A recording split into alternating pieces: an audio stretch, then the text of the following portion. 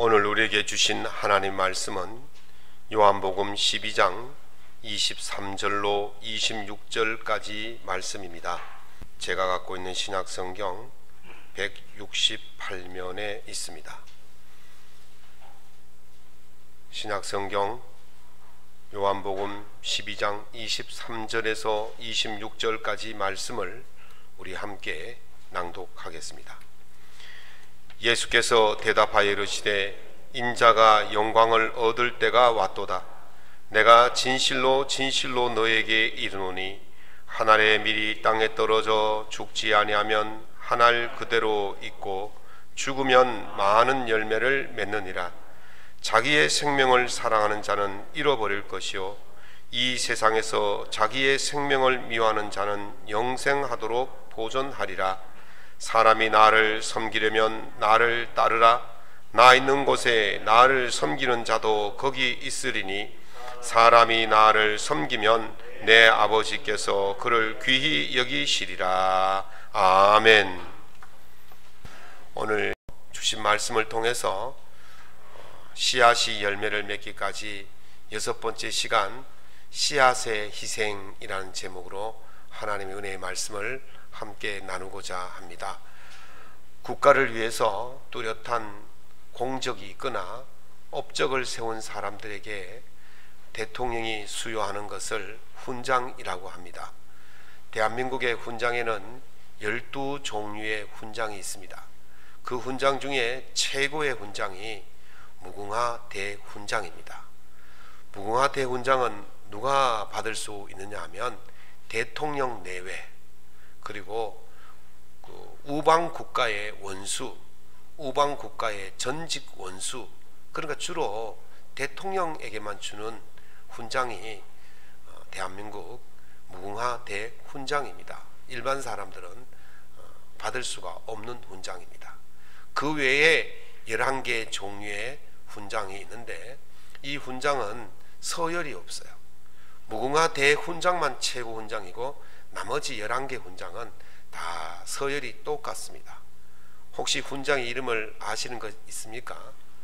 건국훈장, 무공훈장, 산업훈장 이런 것들이 있어요. 근데 그 훈장, 각 훈장은 서열이 같지만 그 훈장 안에는 또 5개의 훈장들이 있어요. 예를 들면 무공훈장 같으면 제일 1등급이 태극 무공훈장이고 2등급이 을지, 3등급이 충무, 4등급이 화랑, 5등급이 인허, 이렇게 5개 등급의 훈장이 있습니다. 깨알 같은 자랑이지만 저희 아버지는 충무 무공훈장과 화랑 무공훈장 2개를 받으셨어요. 깨알 같은 자랑입니다. 그런데요, 우리나라는 이렇게 훈장이 제가 숫자를 헤아려 보니까 무려 56개가 있어요. 최고 무공훈장인 무궁화 대훈장을 제외하고는 11개 훈장은 서열이 같다. 일반인들에게도 폭넓게 훈장이 수여되어지고 있는데 미국은 조금 다릅니다. 미국의 최고 훈장은 명예훈장입니다. 그 다음에 십자성 훈장이고 그 다음이 은성훈장이고 그 다음이 무공훈장, 이렇게 차례대로 쭉 내려갑니다. 그런데 미국에는 훈장의 서열이 있어요. 격이 달라요. 그래서 최고의 훈장, 명예훈장이 최고 훈장입니다. 보통은 업적이 있어야 되잖아요. 큰 업적, 큰 공적, 전투에서 혁혁한 전과를 올렸던 사람들에게 그런 공을 주는데 이 명예훈장은 어떤 사람이 받느냐 하면 타인의 생명을 구하다가 희생한 사람들에게 주는 훈장이 바로 명예훈장이에요. 명예훈장은 타인의 생명을 구하는 것이 가장 명예스러운 훈장이다. 그래서 명예훈장을 주는데 대통령이 주고 싶다고 주는 훈장이 아니에요. 이 훈장은 의회 결의를 거쳐야 되는데 하원에서 3분의 2를 통과를 해야만이 이 훈장이 수여됩니다. 우리가 헌법을 개정하자면 몇 분의 몇입니까? 3분의 2 결의를 얻어야 되는 거예요. 그러니까 이 훈장을 수여받는 것은 헌법을 개정하는 만큼 어려운 일이에요. 절차도 까다롭고 복잡하고 그렇게 해서 명예훈장을 줍니다. 명예훈장을 받은 대표적인 것이 영화로 두 편이 나왔어요. 하나는 2차 대전 때 오키나와 헥소고지라는 그 고지에 전투를 벌이는데 미군이 그 절벽 위에 올라갔다가 일본군의 그 방어 공세에 밀려서 철수를 하게 되어집니다. 그때에 그곳에 미군 부상병들이 고스란히 남게 되지요. 절벽을 내려올 수 없으니까. 그 밤에 일본군이 미군 그 부상병들을 살해하러 다니고 있었어요. 그때 그 데스몬드 T 도스라는 그 군의병이 의무병이 그곳에 남아서 그 밤새도록 75명의 병사들을 혼자서 구출해내는 그런 업적을 인정받아서 명예훈장을 받게 되어집니다. 또 하나는 그 월남전쟁 때 미군이 에블린 전투라는 그 작전을 했어요. 그런데 그 하다가 월명군에 포위되어서 엄청난 많은 미군이 사상을 하게 되어집니다. 아마 미군 전쟁 역사상 가장 치욕스러운 전투였다, 그렇게 평가를 받는데요. 미군이 포위가 되어 있으니까 얼마나 많은 공격을 받고 부상자가 생기겠습니까? 그때에 미 공군 항공구조대 소속인 윌리엄 피첸바거라는 이 병사가 자기는 그 땅에 내려가지 않아도 되는데 그 땅에 내려가서 부상당한 미군 병사들을 구출하고 60여 명의 부상병들을 구출하고 자기는 그곳에서 전사를 합니다. 그것이 35년 뒤에 밝혀져 가지고 미국 의회의 승인을 받아서 무공훈장인 그 명예훈장을 받게 되는 것이죠. 그러니까 아무나 받을 수 있는 게 아니라는 것이죠. 이 명예훈장은 말 그대로 타인을 위해서 자기의 위험을 무릅쓰고 생명을 걸고 타인을 구출해 준 사람들에게 주는 그것이 가장 명예스러운 것이다. 그래서 명예훈장을 수여하게 되는 것입니다. 23절에 보면 예수님께서 가장 영광스러운 일이 무엇인가를 말씀하십니다. 이렇게 말씀하시죠. 인자가 영광을 받을 때가 왔도다, 그렇게 말씀하는데, 그러면 이 영광을 어떻게 받느냐는 거죠. 영광을 어떻게 받는지를 24절에 말씀하고 있습니다. 하늘의 밀이 땅에 떨어져 죽지 아니하면 하늘 그대로 있고 죽으면 많은 열매를 맺는다, 그렇게 말씀하십니다. 씨앗이 죽어야 열매라는 영광을 얻듯이 인자 예수님께서도 죽어야 영광을 얻을 수 있다, 그렇게 말씀하시는 겁니다. 인자가 영광을 받으려면 죽어야 한다는 겁니다. 우리가 영광을 받으려면, 영예를 얻으려면 희생이 있어야 한다는 거죠. 이 모든 앞에서 제가 설명한 이 모든 이야기의 핵심이 바로 그겁니다. 영광을 얻으려면, 영예스러워지려면 자기 희생이 있어야 한다는 거예요. 이 자기 희생은 그냥 돈 몇 푼이 되는 것이 아니라 최고의 값비싼 비용을 치러야 되는 겁니다. 그 최고의 값비싼 비용이 뭐냐? 생명 아니겠습니까? 천하를 주고도 바꿀 수 없는 이 생명을 주어야 타인의 생명을 구원할 수가 있다는 것입니다.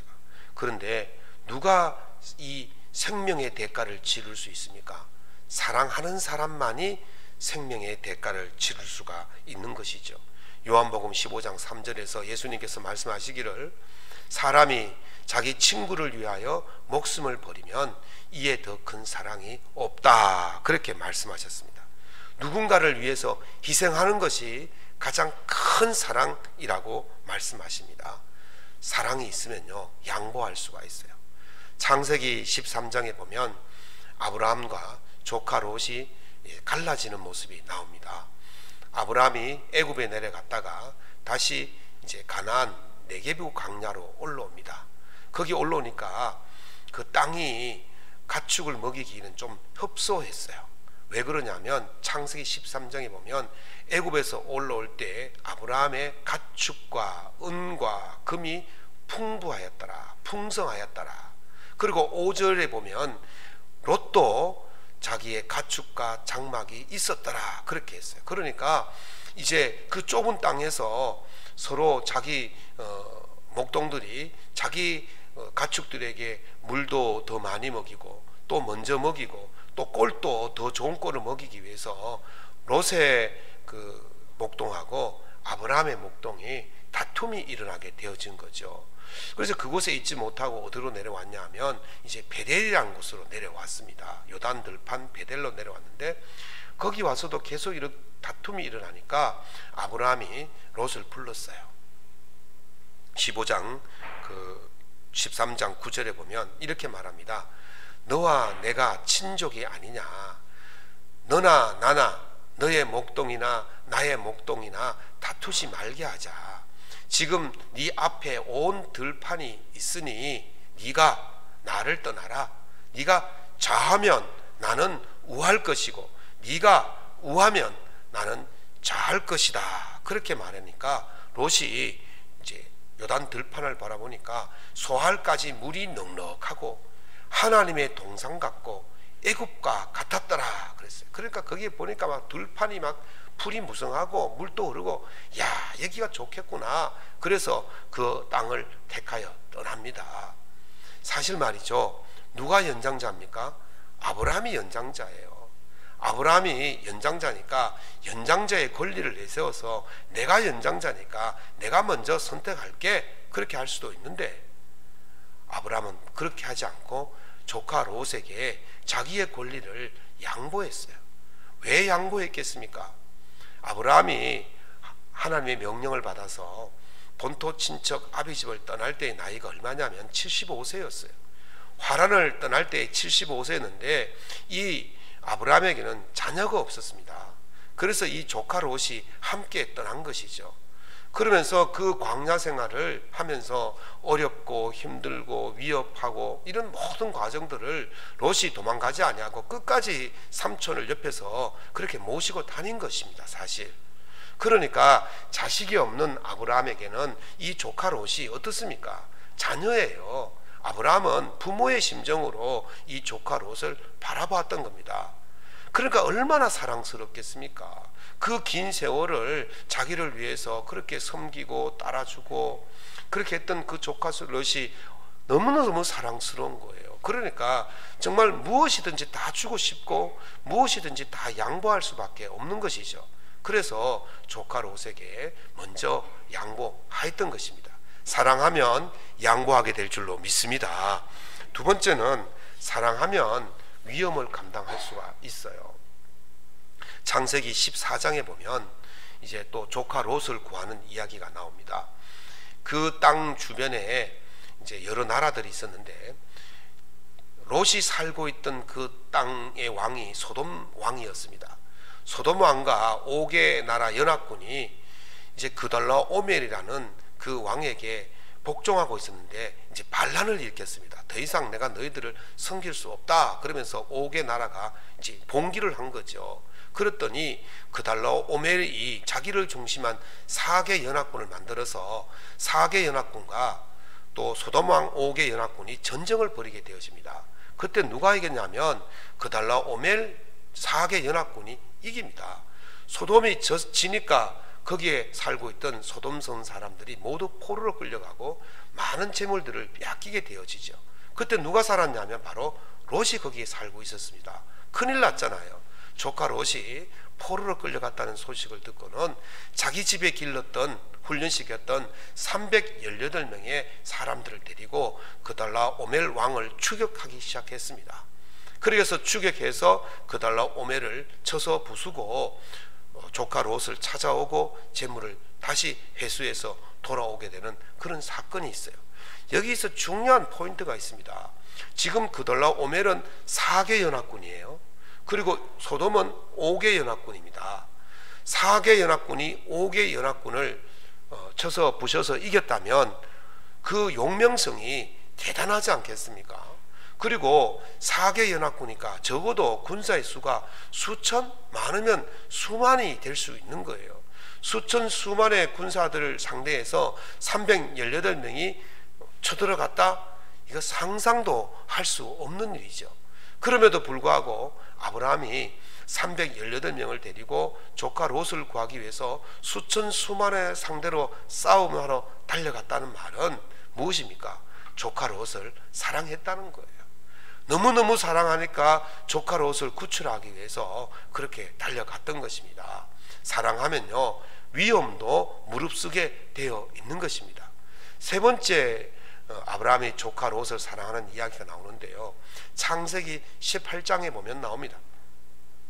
아브라함이 장막에 머물고 있을 때에 하나님께서 소돔과 고모라가 너무 악하다는 것을 아시고 이제 천사를 보내서 멸하려 이제 보냅니다. 천사가 아브라함 장막 근처에 왔을 때 아브라함이 그것을 발견하고는 달려갑니다. 그리고 달려가서 자기 집에 좀 들어와서 먹고 마시고 쉬다 가라고, 그래서 양을 잡고 잔치를 벌여서 그들을 대접합니다. 그때 이제 하나님께서 아브라함에게 약속하셨던 약속을 하시죠. 내년 이맘때가 되면 너에게 아들이 생길 거다. 그러니까 사라가 그 밖에서 장막에서 웃었잖아요. 내 나이가 지금 아브라함과 그 사라의 나이가 차이가 10살을 합니다. 아브라함이 99세고 사라의 나이가 그럼 몇 살입니까? 89세죠. 89세인데 내년에 아이를 낳는다 그러니까 웃었어요. 호호호 하고 울었어요. 그러니까 웃어서 그 아들의 이름이 이삭이 된 거예요. 그런데 이제 또 하나님께서 내가 내 종 아브라함에게 무엇을 숨기겠느냐 하시면서 이 천사들이 소돔성에 가는 이유를 말씀하셨어요. 소돔성이 악해서 간다는 거죠. 그 이야기를 들으니까 아브라함이 깜짝 놀랐습니다. 왜 그렇습니까? 거기 누가 살고 있어요? 자기 조카 롯이 살고 있는 거죠. 큰일 났다. 이대로 두면 조카 롯이 죽는다. 그래서 하나님께 감히 청혼을 합니다. 그 내용이 창세기 18장 23절부터 25절에 나오는데요, 이렇게 이야기합니다. 주께서 의인과 악인을 함께 멸하시겠습니까? 그 성중에 의인 50명이 있을지라도 주께서 그것을 멸하시고 그 50의인을 위해서 그 성을 용서하지 않겠습니까? 어떻게 주께서 악인을 의인과 함께 죽이시고 의인을 악인과 함께 두시려 합니까? 정의를 행하시는 주께서 어떻게 이렇게 부당하게 하십니까? 그러면서 하나님께 대들었다니까요. 하나님, 정의를 행하시는 하나님께서 어떻게 이렇게 부당하게 하실 수 있습니까? 의인을 어떻게 함부로 죽일 수 있습니까? 그랬더니 하나님께서 그래, 의인 50명만 있으면 내가 용서해 줄게. 근데 아브라함이 가만히 생각해 보니까 이 5인 50명도 없을 것 같거든요. 그래서 그러면요 45명이 있으면 어떻습니까? 그래, 45명이 있으면 내가 용서해 줄게. 그래도 불안한 거예요. 그래서 40명이 있으면 어떻게 합니까? 그러니까 그래, 40명이 있어도 내가 용서해 줄게. 그런데도 아브라함 마음에 불안한 거예요. 그 소돔과 고모라가 악이 가득하니까 의인 40명을 구하기가 어려울 것 같아서 아브라함이 다시 한번 하나님께 청원합니다. 이때 요 말을 잘 들어보십시오. 내 주여, 진노하지 마시고 내 말을 들어주옵소서. 그래요. 우리 말에 3-3번이란 말이 있지 않습니까? 3번은 용서해줘요. 하나, 둘, 셋, 그리고 네 번째는 그냥 혼을 내죠. 3번의 기회는 주잖아요. 그런데 지금 3번의 기회는 갔어요. 50명, 45명, 40명 3번의 기회는 다 사라졌어요.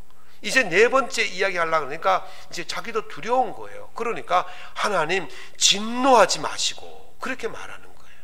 자칫 잘못하다가는 하나님께서 내가 3번의 기회를 줬는데 왜 또 그러냐고 진노하시면 자기의 생명이 위험하잖아요. 그래서 30명이 있으면 어떻게 합니까? 라고 물었을 때 하나님께서 진노하지 아니하시고 그래, 30명이 있어도 내가 용서해 주겠다. 그래도 마음이 안 놓이는 거예요. 또 묻습니다. 하나님, 감히 내가 묻습니다. 20명이 있으면 어떻게 합니까? 그래도 20명이 있어도 내가 용서해 줄게. 마지막 6번째 질문합니다. 내 주여, 노하지 마옵소서. 내가 이번만 더 아래이다. 이제는 더 아래다간 죽을 것 같거든요. 그러니까 노하지 마옵시고 이번만 아래입니다 라고 말하면서 10명만 있으면 어떻게 합니까? 그러니까 하나님께서 10명이 있어도 용서해 주겠다, 그렇게 말씀하시는 거예요. 아브라함이요 3번 지난 뒤에 4번, 5번, 6번 물을 때 속된 말로 마음이 얼마나 쫄았겠습니까? 얼마나 두려웠겠습니까? 자칫 잘못하면 하나님의 진노하심 속에 자신의 생명도 담보할 수 없는 그런 상태에 빠지게 되는 것이죠. 그러나 지금 아브라함의 마음은 어떤 마음입니까? 조카 롯에 대해서 자식처럼 생각하고 부모의 마음으로 보는 거예요. 여기 계신 부모님들께서 자녀가 위험에 처해 있다. 그래, 나는 잘 몰라. 그리고 한 발 뒤로 빠지시겠습니까? 우리 여름에 보면 내과에서 종종 익사사고 나는데 혼자 죽는 것이 아니고 뭐 같이 놀러 갔던 부모님들이 같이 물에 익사하는 경우가 종종 있잖아요. 자녀가 빠지면 부모는 야야 나온나 그렇게 하지 않습니다. 뛰어드는 거예요. 내 생명을 담보할 수 없지만은 뛰어들어서 일단 뛰어들고 보는 거예요. 지금 아브라함이 이 롯을 얼마나 사랑했던지 그런 위험을 생각하지 않고 일단 롯을 구하기 위해서 뛰어들고 보는 거예요. 사랑하면 희생할 수 있습니다. 사랑하면 자기의 목숨을 내놓을 수가 있게 되는 것이죠. 사랑의 마음으로 하면 못할 것이 없습니다. 경상도 남자의 특징이 뭡니까? 무뚝뚝하다 그러죠. 주로 자기 아내에게조차도 사랑한다는 말을 잘 하지 않습니다. 장로님 어떠세요? 살아오시면서 몇 번 말씀하셨습니까? 답을 안 듣겠습니다. 뭐 저기 있는 집사님 어떠세요? 답을 하나만 합니다. 저도 마찬가지입니다. 저도 경상도 남자이기 때문에 아내에게 사랑한다는 말을 거의 안 합니다. 단지 이 말 하죠. 알제. 알제. 뭘 한단 말입니까? 알제. 뭘 알아요? 내가 너를 사랑하는 걸 알지? 이렇게 물어야죠. 내가 너를 위해서 아껴주는 거 알지? 이렇게 물어야죠. 알제. 그러면 뭘 안단 말이에요? 경상도 남자 특징이에요. 그리고 그 안 속에 내가 네 사랑한다는 말 다 포함시켰다는 거예요. 그래서 제가요 최근에 작심하고 아내에게 사랑합니다 말을 해야 되겠다 싶어가지고 아침 저녁으로 맞을 칠 때마다 사랑합니다 사랑합니다 그랬더니요 제 아내가 정색을 하고 대뜸 말한 말이 뭐 잘못한 거 있어? 뭐 잘못한 거 있어요? 아니 나는 정말 당신이 사랑스러워서 내가 표현하는 거야. 그동안 내가 표현하지 않고 살았다가 이제 표현하는 거야. 그랬더니 또 하는 말이 뭐 필요하세요? 이러는 거예요. 그 남자가 안 하다가 그렇게 하면 뭐 잘못해서 하는 줄 알고 필요해서 하는 줄 알고 그 잘못이나 필요를 덮기 위해서 살살 거리는 줄 알아요. 경상도 남자들 이제 좀 바뀌어야 됩니다. 우리 집사님 좀 바뀌셔야 됩니다. 장로도 바뀌셔서 아침 저녁으로 출근할 때 사랑합니다 퇴근할 때 사랑합니다 그랬더니요 아내의 얼굴이 밝아지더라고요. 아직도 뭔가 의심의 눈초리로 보고 있긴 한데 그래도 얼굴은 아침 저녁으로 해주니까 그 밝아지더라고요. 사랑이 뭐냐 제가 곰곰이 생각해 봤어요. 정말 사랑한다는 것이 뭐냐 그 켄 블라차드라는 그 사람이 쓴 작은 것부터 시작하라 라는 책을 읽어보니까 이런 말을 했어요.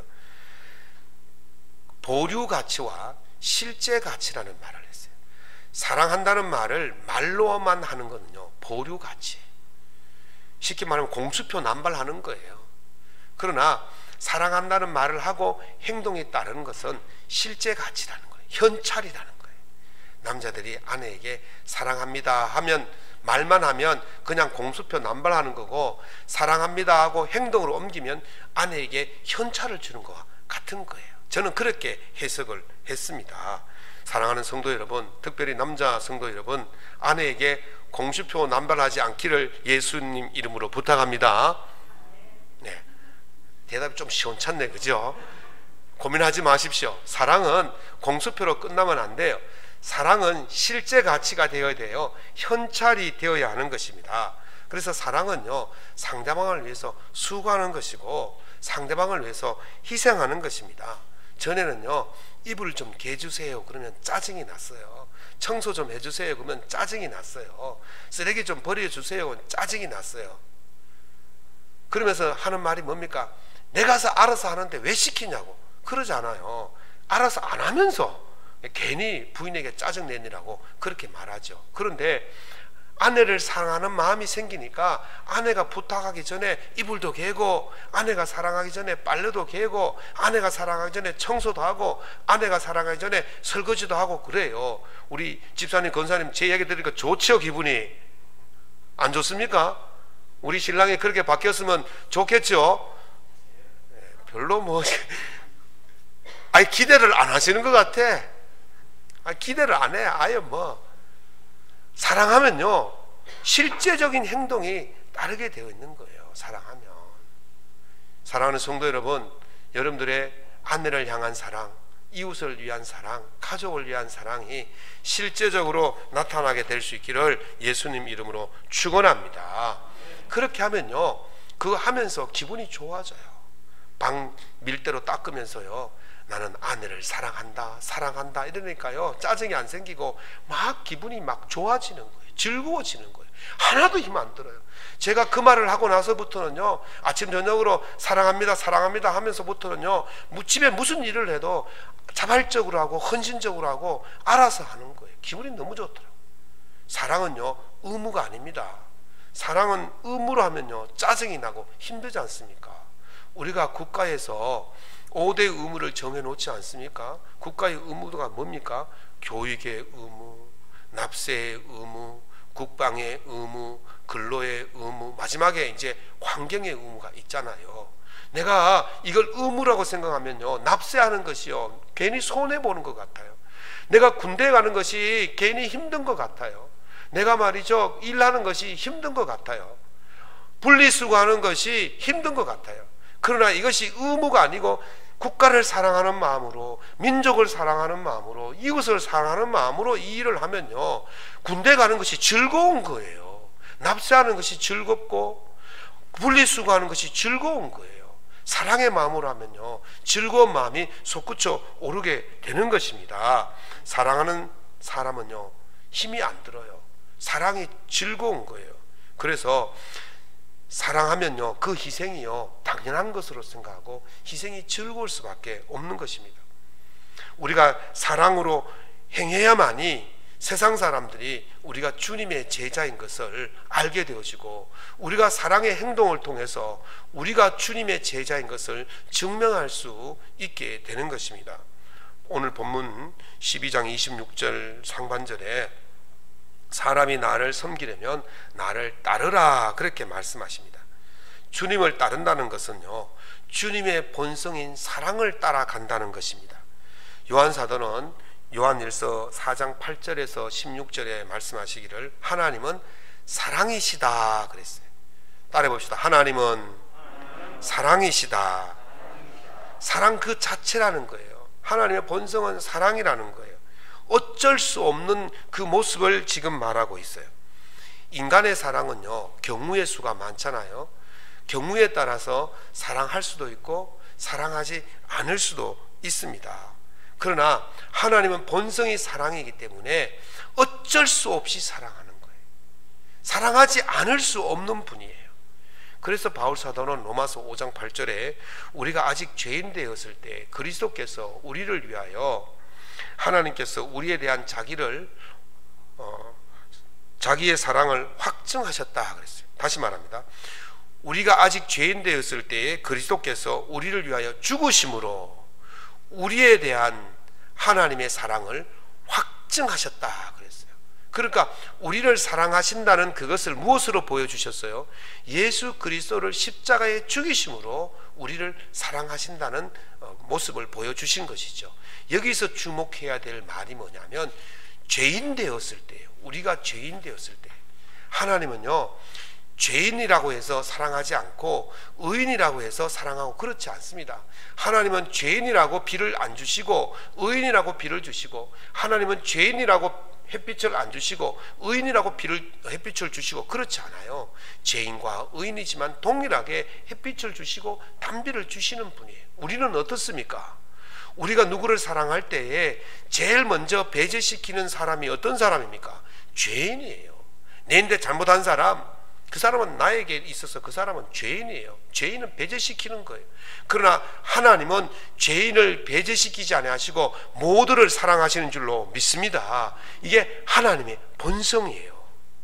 그래서 예수님께서는 이 땅에 예수 그리스도를 보내셔서 죄인이든 의인이든 모두를 사랑하셨기 때문에 예수님을 십자가에 달려 죽게 하신 것입니다. 그것으로 하나님이 사랑이신 것을 우리에게 증명해 보이신 것입니다.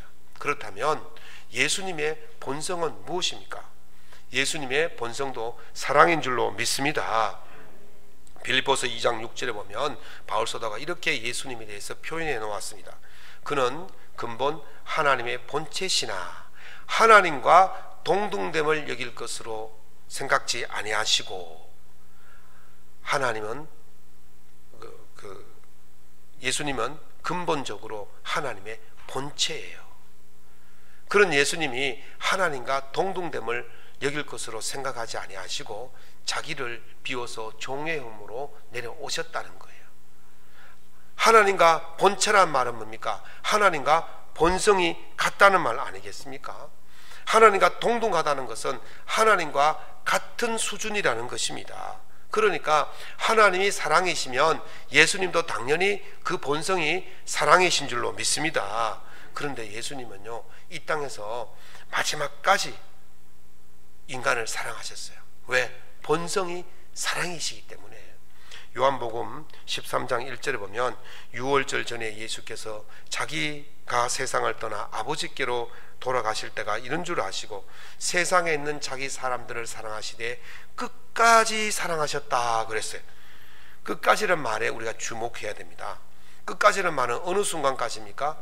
예수님께서 십자가에 달려 죽으시는 그 순간까지 사랑하셨다는 거예요. 예수님의 본성이 사랑이시기 때문에 그 본성을 끝까지 지키신 것입니다. 십자가에 달려 있다면 얼마나 고통스럽겠습니까?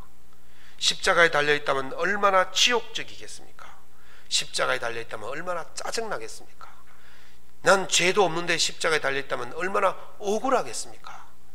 저놈들 때문에, 저애들 때문에, 죄인들 때문에 내가 달리지 않아도 될 십자가를 지금 달려있다, 얼마나 괴롭겠습니까? 얼마나 억울하겠습니까? 그럼에도 불구하고 예수님은 십자가에 달려 마지막 순간까지 우리를 사랑하신 줄로 믿습니다. 넓게 보면, 좁게 보면 그 주변에 있는 예수님의 제자와 그 몇몇 사람들로 볼 수 있지만 넓게 보면 온 인류예요. 예수님께서 이 땅에 오실 때에 어떻게 표현되어 있습니까? 요한복음 3장 16절에 하나님이 세상을 이처럼 사랑하사 독생자를 주셨다 그랬어요. 거기에는요, 저와 여러분 죄인 모두가 다 포함되어 있는 겁니다. 모든 죄인들을 사랑하시는 주님 모습, 그 주님이 모든 죄인들을 사랑하실 때에 십자가에 달려 죽는 그 순간까지 우리를 사랑하신 줄로 믿습니다. 그래서 예수님은요, 우리를 끝까지 사랑하시는 그 본성을 거스릴 수 없어서 죽기까지 우리를 사랑하시는 거예요. 우리를 가리켜서 그리스도인이라고 말합니다. 사도행전 11장 26절에 보면 안디옥 교인들을 처음으로 그리스도인이라고 불렀습니다. 왜 그리스도인이라고 부릅니까? 그리스도인이란 말은 그리스도를 따르는 사람, 그리스도를 따른다는 말이 뭡니까? 그리스도를 따른다는 말은 그 사람의 그리스도의 말이나 행동이나 마음을 함께 가지고 그렇게 움직여가는 사람이 따르는 사람이에요. 그래서 이방인들이 그 교회, 안디옥 교회 모습을 보니까 아, 저 사람들이 예수와 같은 모습으로 살고 있구나. 그래서 그리스도인이라고 처음으로 불려진 것이죠. 그리스도를 닮았다는 말은 뭡니까? 그거는 유전적 형질이 같다는 거예요. 예수님의 유전적 형질이 무엇입니까? 사랑입니다. 예수님의 본성이 사랑이니까 우리가 그리스도인이 되었다는 것은 예수의 그리스도의 본성을 우리가 담고 있다는 거예요. 어떤 사람들은 제 딸을 보고 저보고 제 딸과 저가 붕어빵이라 그래요. 붕어빵 꼭 닮았대요. 조 목사 지나간다 그래요. 얼마나 닮았는지 모릅니다. 닮았습니까? 네? 안 닮았습니까? 닮았지요. 닮았다는 말이 뭡니까? 유전적 형질이 같다는 말 아니겠습니까? 우리가 예수를 따른다는 말은 우리 속에 예수의 유전적 형질, 본성인 사랑이 들어있다는 것입니다. 그러므로 제자는요, 어떤 사람입니까? 제자는 예수님을 따르는 사람이에요. 그리스도인은 어떤 사람입니까? 예수님을 따르는 사람이에요. 성도는 어떤 사람입니까? 예수님을 따르는 사람인 줄로 믿으시기 바랍니다. 그러니까 우리가 그렇게 따라가야 돼요. 우리가 그렇게 따라갈 때 세상 사람들이 우리 보고 그리스도인이라고 말하는 거예요. 예수님께서 요한복음 13장 34절에서 35절에 이렇게 말씀하셨죠. 새 계명을 너희에게 주노니 서로 사랑하라. 내가 너희를 사랑한 것 같이 너희도 서로 사랑하라. 너희가 서로 사랑하면 이로써 모든 사람이 너희가 내 제자인 줄 알리라. 아멘.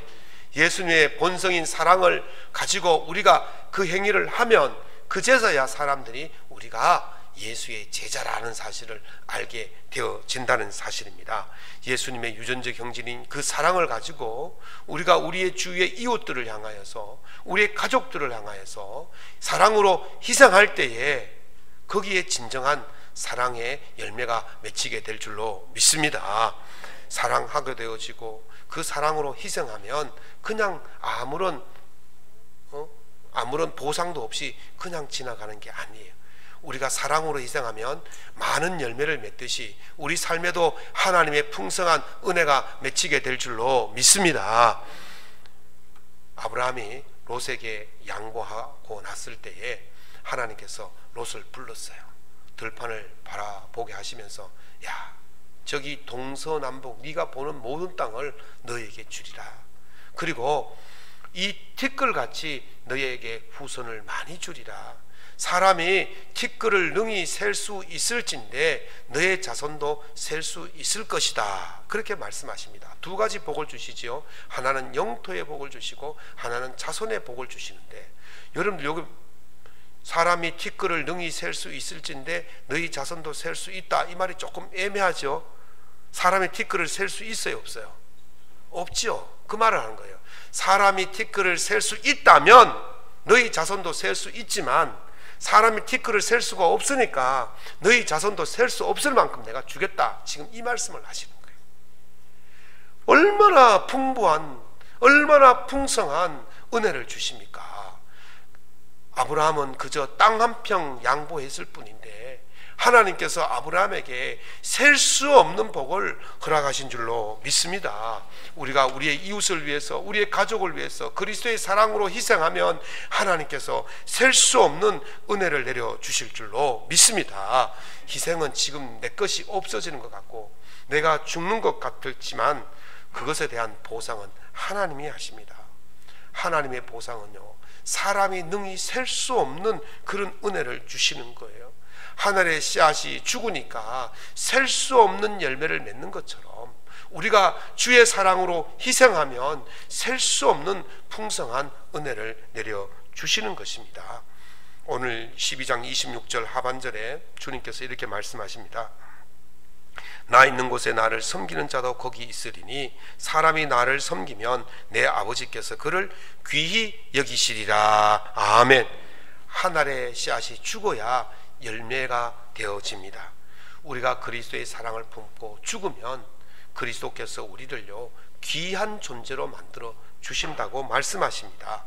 우리가 그리스도를 제대로 따르면, 우리가 그리스도를 제대로 섬기면, 그리고 그리스도의 그 사랑으로 우리가 이웃을 섬기고 살면, 희생하면 주님께서 우리를 귀하게 보시고 귀한 존재로 여겨 주신다는 것입니다. 이 말씀을 붙들고 우리 이웃들을 향하여서, 그리스도를 향하여서 희생하시면서 살아가셔서 수많은 열매, 풍성한 열매를 맺을 수 있기를 예수님 이름으로 축원합니다. 말씀을 맺겠습니다. 오늘은 종료주일입니다. 고난주간의 시작이기도 합니다. 주께서 우리를 위해서, 우리를 사랑하시고 구원하시기 위해서 십자가를 지러 올라가신 주간입니다. 주님의 그 사랑을 생각하시면서 우리 또한 우리의 이웃들을 향하여서 주님의 마음으로 희생하시고 섬겨갈 수 있기를 바랍니다. 우리의 희생을 통해서 세상 사람들이 우리가 주님의 제자임을 확인할 것이고, 그것을 보신 주님께서 우리에게 풍성하고 귀하게 우리를 붙들어 주실 줄로 믿습니다. 그런 은혜가 넘치는 한 주간이 될 수 있기를 예수님 이름으로 축원합니다.